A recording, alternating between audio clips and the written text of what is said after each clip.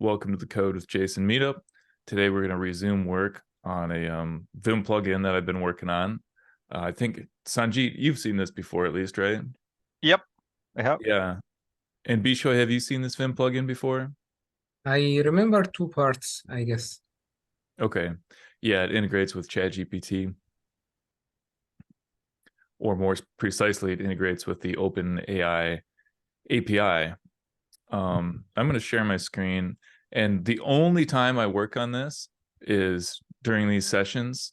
So the last time I saw this was around the last time you guys saw this. So it's very much not fresh in my mind, which gives us an advantage. Because when you're working with a piece of code every day, when you're working with a project every day, you can become very familiar with it, and you can become blind to the parts of the program that make it hard for other people to understand, other people or your future self. So this is a benefit that we haven't seen this in a long time, because we're kind of seeing it almost as if we're seeing it for the first time. And so anything that's hard to understand will really stick out to us. And I want to emphasize that although what this program is a Vim plugin that integrates with ChatGPT, that is not the main lesson that I'm trying to convey. I'm trying to convey general coding lessons. It just so happens we're doing it through the medium of this plugin. But what I want to convey is testing principles and object-oriented programming principles and other general programming principles. And so nobody has told me this, but I kind of guess that some people might be like, hey, I thought you were a Ruby guy. Why are you doing all this Python? And this isn't even a web application. But a lot of these principles are universal. Okay.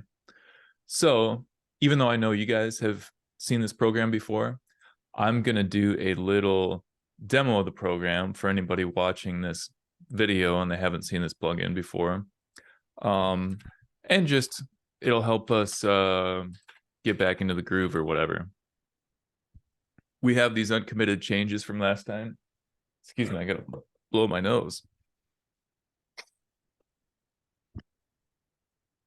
We got these uncommitted changes from last time.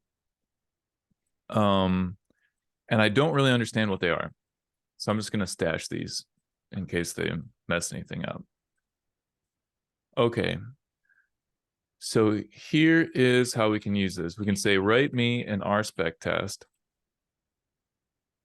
I'll use a similar example from last time that factors numbers. For example, sorry, I should say something slightly different. Write me an RSpec test for a program that factors numbers. For example, if given the number 8, the expected return values are 1, 8 and 2, 4, because those are, of course, the two ways to factor the number 8. Let's see what it does with that.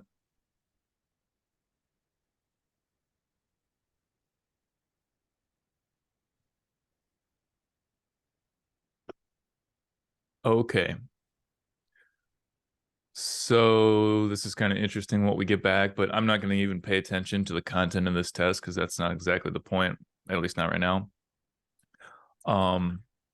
Once you get a test, you can run a command to run the test. Okay, and of course the test fails because this object that it's trying to run, number factorization, doesn't exist. So it's not a surprise that it fails.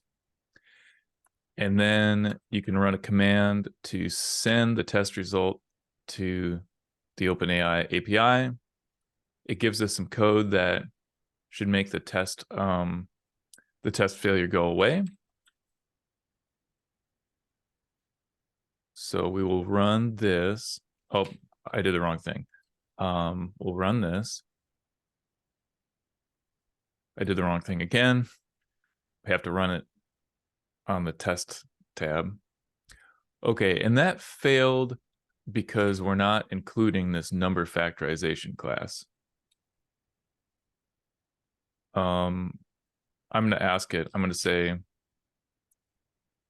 make sure to require the number factorization test in the number factorization file in the test. My experience is that it's usually not smart enough to handle this kind of thing correctly, but we'll give it a chance this time. Okay, yeah, I didn't do it quite right,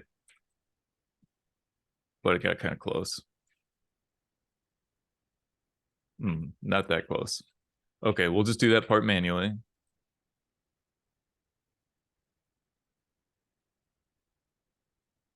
We'll run this test, see what happens.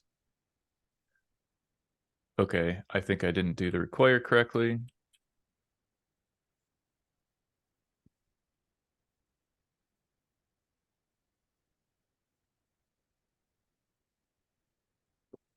Okay, now we get a different failure. Let's send that failure to GPT. And now we get an error.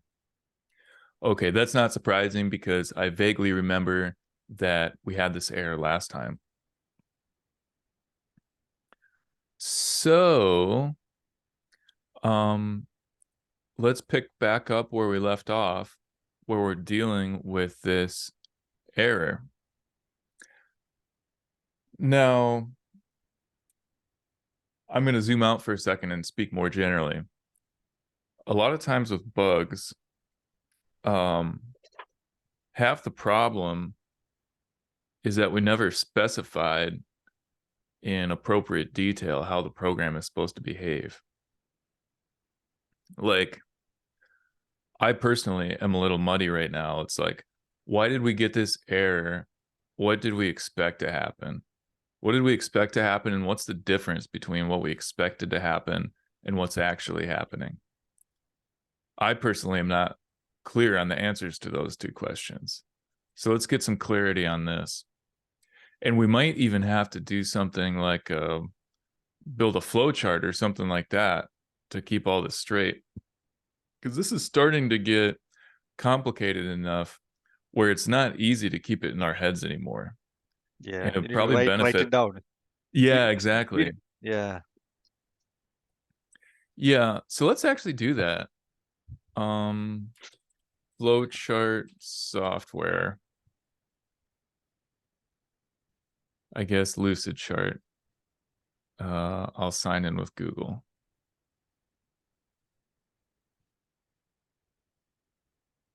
Okay. Okay, great. Where is maybe process flow is kind of what we're looking for.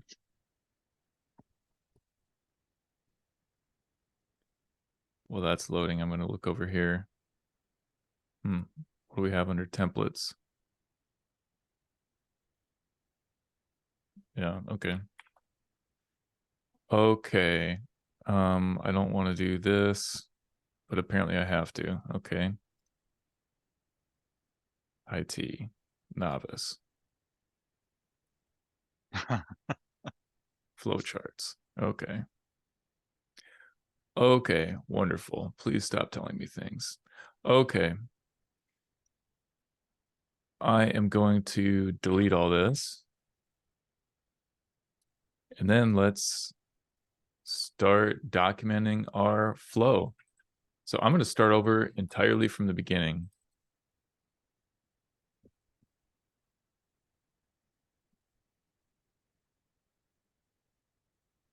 Want to make sure we have a clean working state here.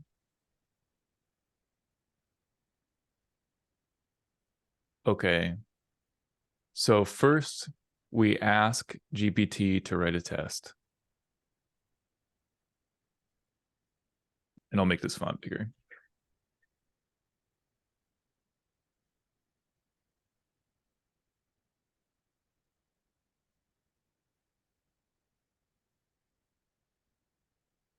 Oh, no, that's not what I wanted. Oh, maybe I use this. Okay. Okay. You guys can see this okay? Yes. Yep. Okay. Okay, ask GPT to write a test. Let's actually do that.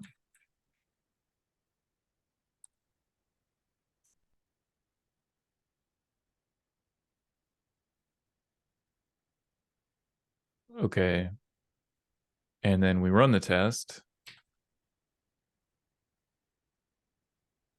And there's not really any logic branching from here yet. Okay, and then we run the test. Okay. I'm gonna, oh, cool. Okay. Ask GPT to write a test. Get test code. Oops. Actually, I'm gonna be more precise here. It's not exactly, whoa. It's not exactly that we're asking GPT to write the test. We're asking the plugin to write a test. Okay. Then we get back to test code, ask plugin to run test. Okay.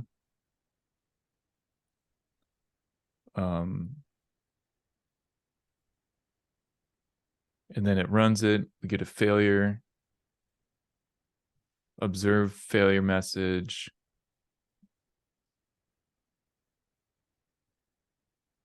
Observe failure message.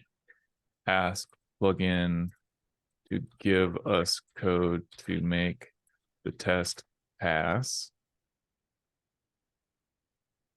I'm going to organize this slightly differently.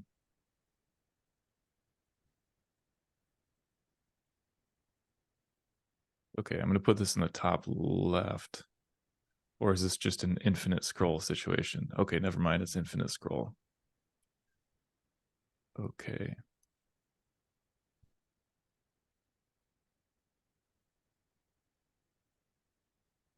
Okay. Observe failure message. Ask plugin to give us the code to make it pass. So let's do that step.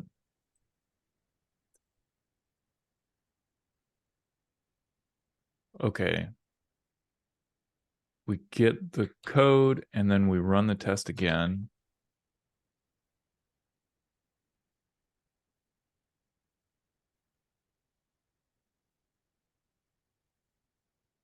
Receive code, run test again.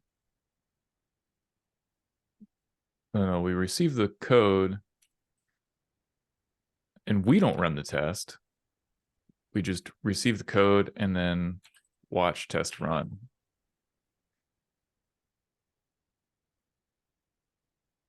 Okay. And then I'm going to pretend, for the sake of not introducing irrelevant complexities, I'm going to pretend that this did a better job.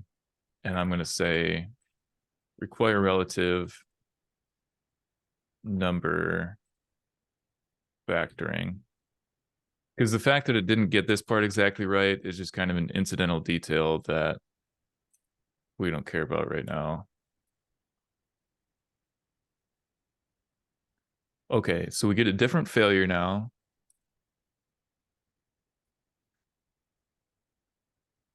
Okay, and then we repeat this step, but the fact that it's the second time is significant, so I don't want to just have it point back to the same exact one.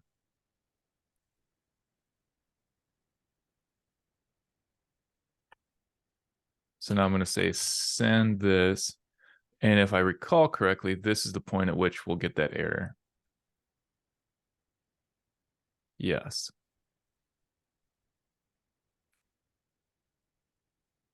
Okay. Receive code, watch test run. Okay. And then what we expect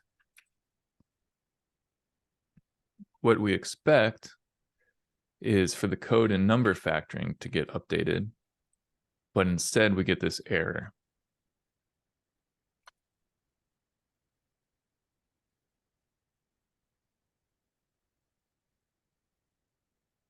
Okay. I don't know if this is actually the best way to express this, because this feels kind of dumb now. This is just a flow chart with no like branching logic or anything like that. It's just a list. But I'll leave this for now because maybe I'm even wrong about the fact that I was wrong. And so this is good enough for the moment. Okay, so what we expect is that the application code gets updated.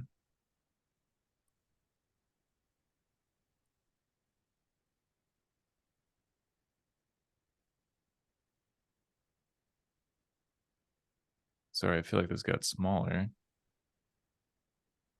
Observe that application code gets updated. And this is what's not happening right now. So can I make this like red or something to signify that there's a problem? Yeah. Okay. So this is kind of our test case. And again, I know that it's kind of dumb that this is in flowchart form, but let's not worry about that for right now. So now we've kind of captured this.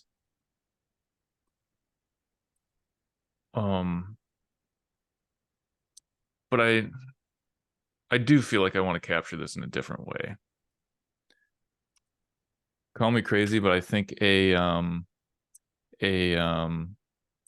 Excel spreadsheet is going to be a good way to do this. So I'm going to create a new spreadsheet, and I'm going to list each one of these here. The left, there will be two columns. In the left column will be an event, and on the right column will be the state after the event. Yeah. And we might even have multiple states for multiple tabs or something like that. Let's start here. Vim, I'm going to call this event. Vim is opened for the first time.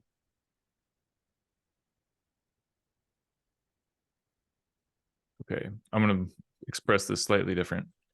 Open Vim for the first time. Can I make the font? There we go. Open Vim for the first time. Ask plugin to write a test.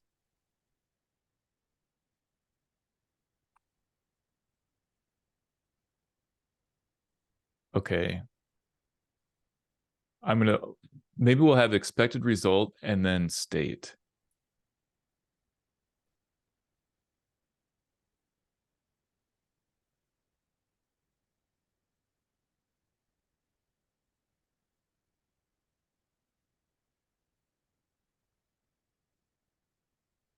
Okay.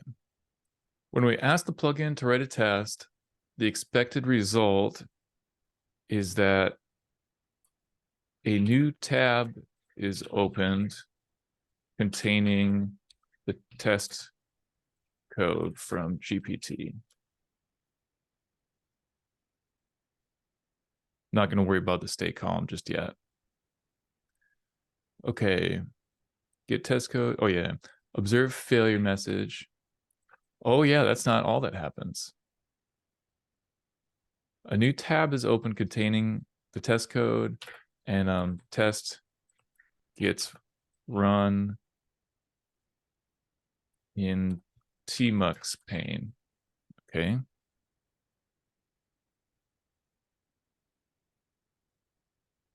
Ask plugin to give us the code to make the test pass.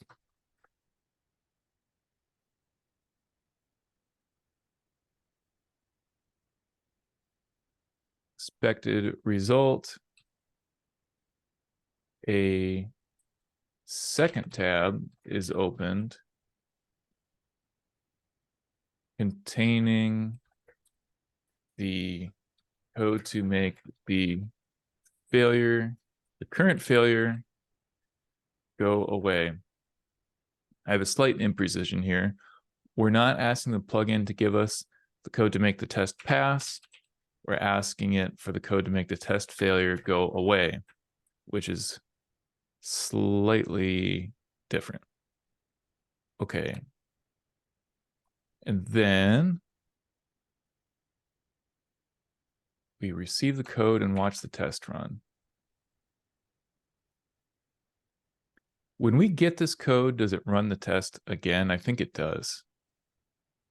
But let me verify.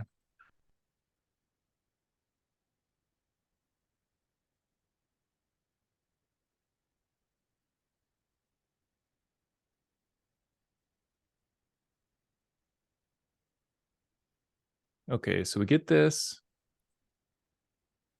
send the result, get the code in new pane, run the test once again. Okay. Oh yeah, when we got the code, it didn't run the test. Okay. Okay. Ask plugin to run the test. And I think I actually have this wrong. Open Vim for the first time, ask plugin to write a test. Now we ask the plugin to run the test. I missed that step.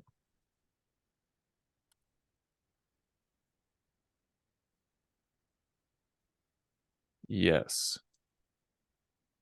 Okay, and what do we expect the plugin to do? Nothing.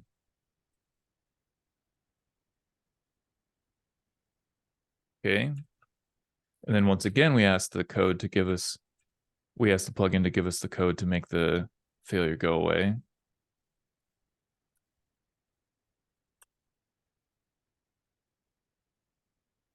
And is this where we get the error? Yes. Okay. So the expected result is that our second tab gets updated with new application code from GPT. And I'm even going to name these two tabs. Tab A, which is the test code. I'm going to call this tab B.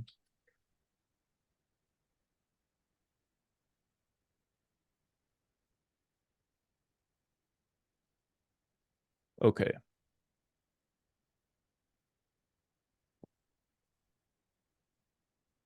And I'm going to rename state to state of Vim tabs.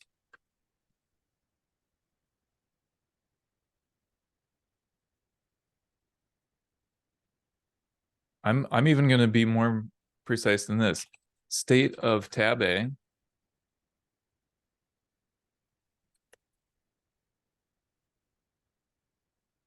And state of tab B. Okay, and the first state is that they don't exist.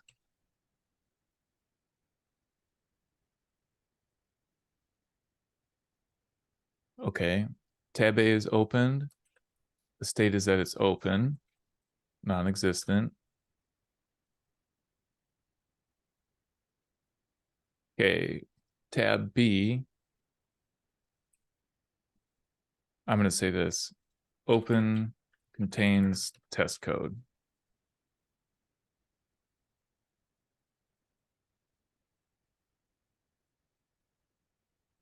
Okay, and the state will be the same.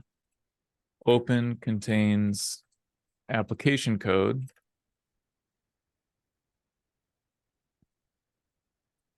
Same.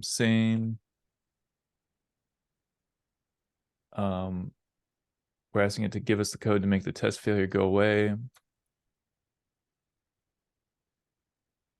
I feel like I want to be a little more precise with these states, or maybe even actually less precise. I'm just going to say open.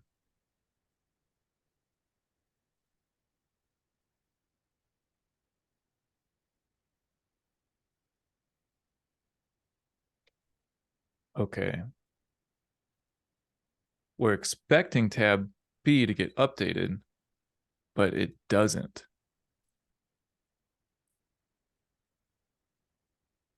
This is our current bug. Okay, so let's step back for a second. This was like kind of hard for me. This is like a lot of mental juggling. It's a bit of work to even just specify with precision what we want to accomplish. We haven't even touched any code yet today. But I think, like, the effort put in at this stage will avoid pain and wasting time later. Exactly. Well, that's my thinking, yeah. I think you're exactly right, and that's exactly why I'm doing this. And a point I want to illustrate, this is something that I do with some of my consulting clients. A lot of times people will come to me with a low-level technical problem. For example, maybe somebody would come to me and they're saying, I get this error. And they say like, oh, it's saying, plugin line 61, GPT plugin line 61. And so we start looking at this and it's like, what's wrong? But then I'm like, hang on a second. Like, what is even the situation? What are we expecting? All that stuff. And then we might go through a process similar to what I went through just now. And again, I want to emphasize the point that, well, I don't think I said exactly this already, but in all the code bases I've ever seen, like the number one problem is that the concepts in the code base, the concepts represented in the code base are muddy or imprecise, or they're not a faithful match to reality, something like that. And so things like how long your methods are and stuff like that, how tight your code is, that's almost beside the point, because the concepts represented in the code don't make complete sense. And a big part of something that I say sometimes is that clear code is downstream of clear thinking. And a lot of people miss that clear thinking step. And so that's what I'm trying to do right now. True. Okay, enough lecture. Let's get back to the implementation. So I think what we want is a test case that walks us through this scenario and expects the right result. And I think that might be what we were working on in the last session.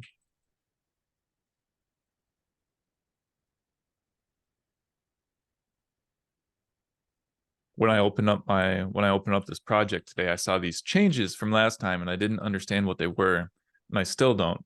But now, in light of what we just did, let's see if we can understand what these changes are.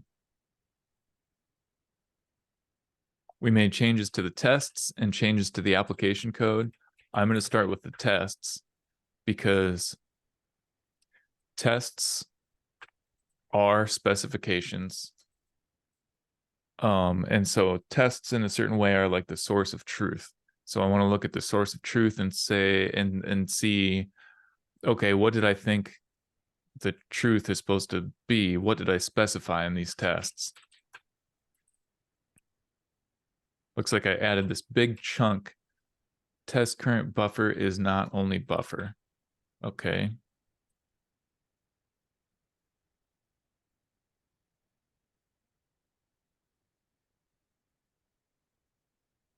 Okay, test current buffer is not only buffer. I don't really understand what that's supposed to be about. This test is called insert code block test. So inserting a code block is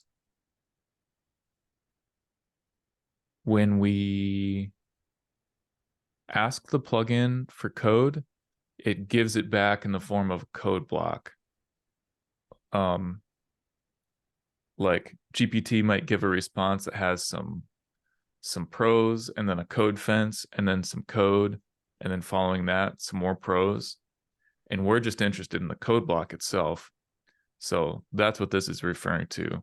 We're like extracting the actual code from the GPT response, because there might be some, just some words before and after, stuff like that. Okay, so this is a test for inserting a code block. This is just the setup and tear down. It looks like line 27 here is the first line where we're actually doing some real stuff. Okay, so when we're inserting a code block and the current buffer is empty, this is what we expect. Okay. So we're initializing an editor, and then we do editor.insert code block. I'm following so far. And if you guys find any of this confusing, please stop me and let me know, because that's a sign that we should make the code more clear. In vim.command edit self.file path. Okay. Assert editor.current file name equals self.file name. Okay. I think what we're asserting there, I'm not sure, but I think what we're asserting is that the file name we got from GPT matches the file name of the tab we're currently on. I'm not 100% sure that that's what that means. Let's run all of our tests.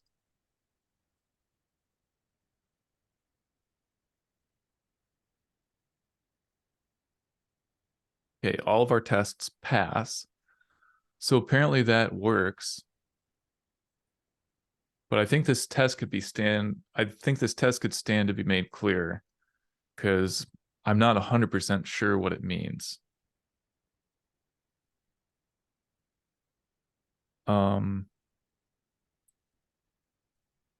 Test current buffer is not empty expected contents. Man, just a side comment, looking at Python tests really makes me appreciate RSpec with its capability for nesting, because that nested style, I think, really makes things easier to understand. Okay, so I'm initializing an editor on line 34 there. Current buffer, initial content, insert code block, tab next, edit. I don't know what that means. Assert that editor.current, okay. Join. Man, I do not know what this stuff means. I say let's just blow it all away and start over. Sometimes that's the best way, isn't it? Mm-hmm. Just as a last ditch effort, I'm going to take a look at the application code change and see if I can understand what's here. I was about to suggest if we can review previous messages to get this code so we can understand what was the intention behind it in this message. Mm-hmm. Yeah, so here's the old code compared with the new code. This isn't making it very easy for me either. So yeah, I say let's blow it away and start over. Now that we've taken out those changes, I'm curious what this insert code block test looks like. I'm going to try to fix this issue. Oddly, it's not finding any swap files.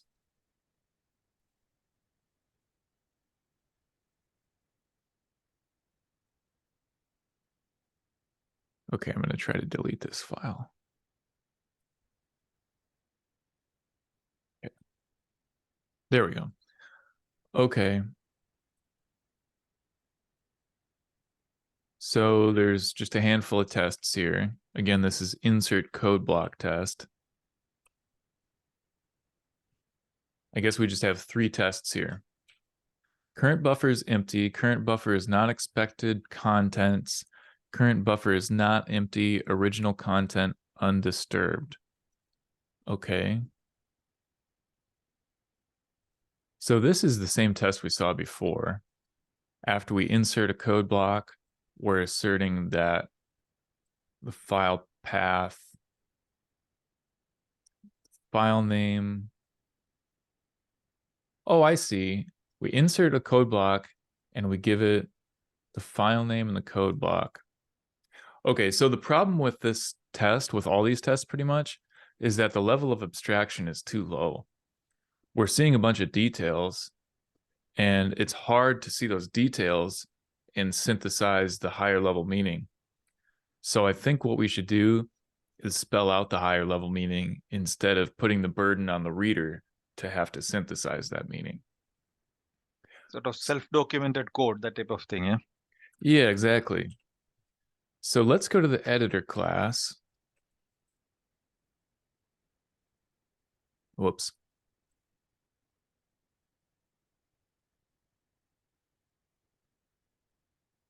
Okay, and what does self.filename mean? Oh, that's in the test. Okay. Maybe I have a new understanding now.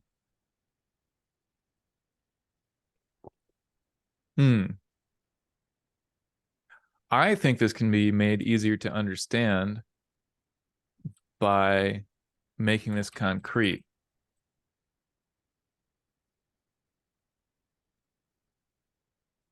Okay, now we're hard coding martin.rb. Let's see if this makes it easier to understand. Insert code block, martin.rb, self.code block. Assert that editor.currentFileName equals martin.rb. I actually do find that easier to understand. How about you guys? But the test description could maybe be made to match better. Okay, when current buffer is empty,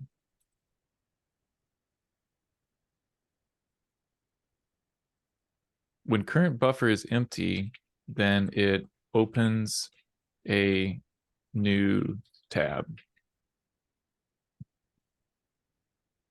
That's not really truthful, though. That's not what the test is doing. When the current buffer is empty, then the file name, when the current buffer is empty, and we insert a code block, when the current buffer is empty and we insert a code block, then the current tab,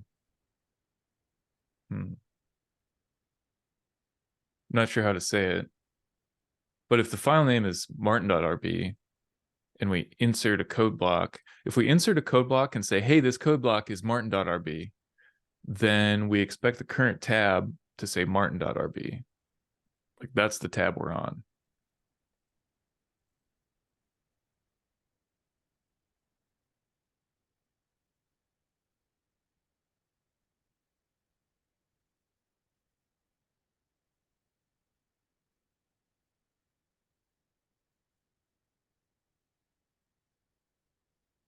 Okay, this is the longest method name I've ever seen in my life. But when current buffer is empty and we insert a code block for martin.rb, then the current tab is martin.rb. That's an absurdly long method name, but it has the benefit of at least being fairly clear and truthful. Yep, nobody will be confused, what it does or what it's supposed to do. Yeah. Yeah. Okay, so now I'm going to run all my tests again. Okay. Okay, now let's give this other test the same treatment.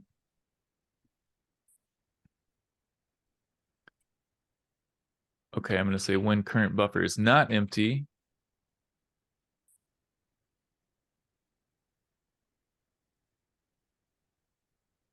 When the current buffer is not empty, and we insert a code block, I'm going to hard code this value again.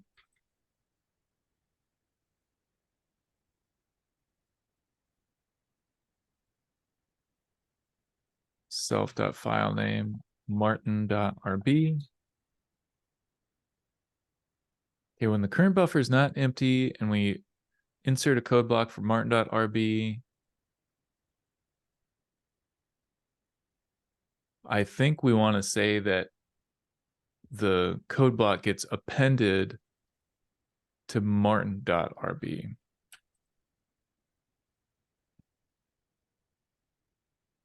The significant thing is that it matches. When the current buffer is not empty and we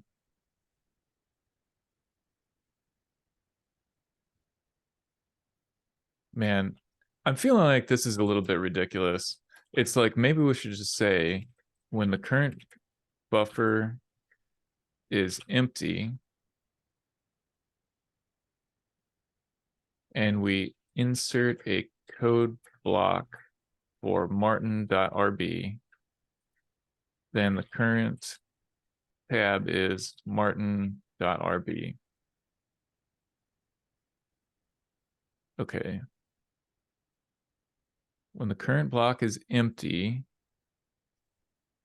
and we insert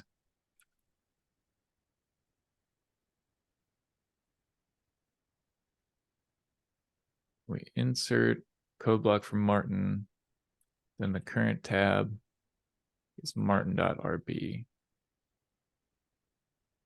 Oh, this says self.file path. Let's be consistent and put martin.rb. Okay, now I'm actually gaining a different understanding.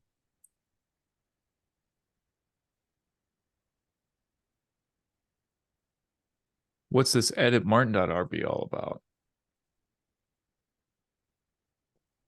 Is that necessary or appropriate? No. Okay. Maybe ChatGPT gave us that and I blindly copy pasted it. Shame on me for doing that if so. Okay. And now I feel like we can just give it a meaningless name. I think PyTest kind of sucks. No offense, PyTest.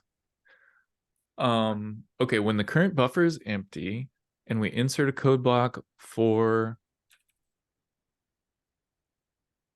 a new file called martin.rb, then the current tab, we can phrase this more clearly. Then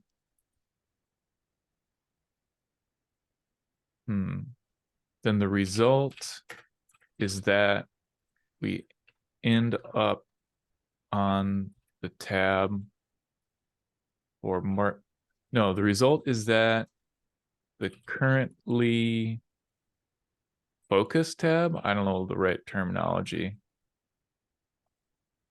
Tab for tab in focus, isn't it? Okay. Tab in focus is martin.rb. I'm going to ask ChatGPT about that terminology. I think it's worth learning.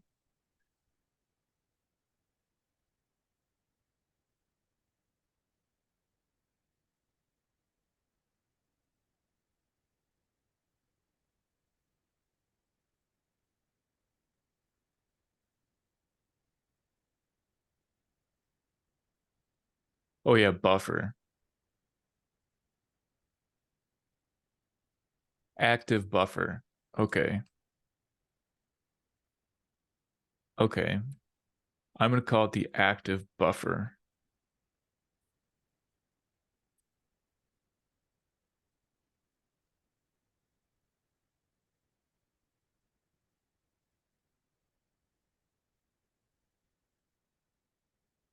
Yeah, okay. And am I using the word tab anywhere? Yeah, okay. But just one place. Okay, when the current buffer, oh, and I'm using current buffer up there. Yeah, I think that's when the current buffer is,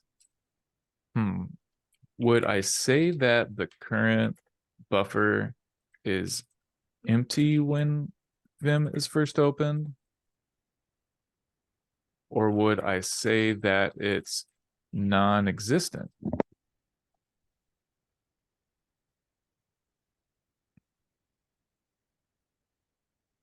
A new unnamed buffer.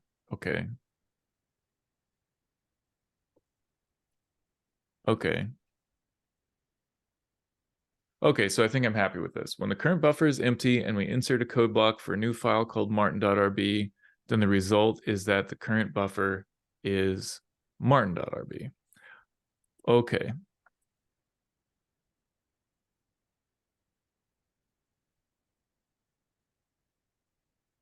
Okay, and I do have a hard stop at the end of the hour today, so I'm going to wrap it up shortly.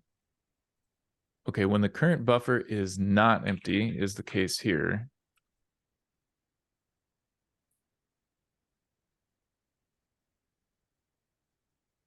This step is the same. Insert a code block for a new file called martin.rb. And then I do not know what this does. Edit. I'm going to hard code this.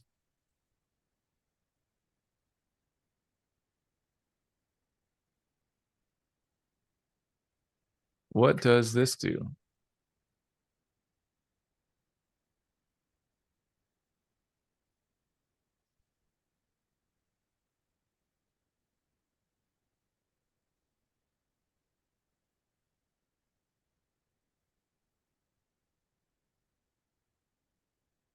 Oh, it opens a file for editing in the current window.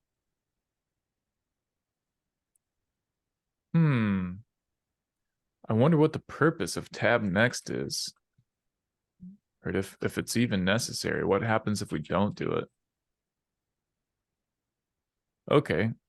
Looks like that was just a a superfluity.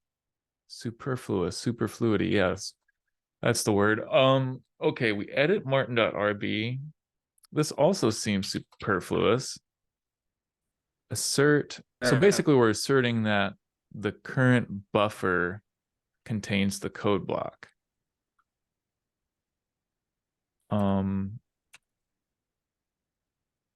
Then the current buffer.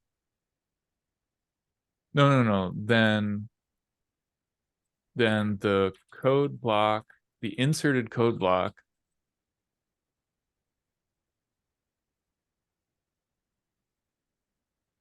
gets, no, it doesn't get appended. The inserted code block replaces martin.rb.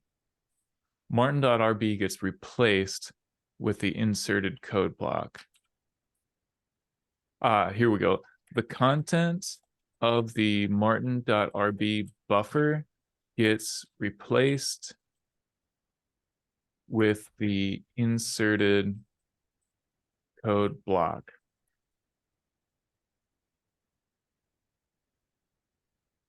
Okay, I don't think I changed anything, but running it just out of paranoia.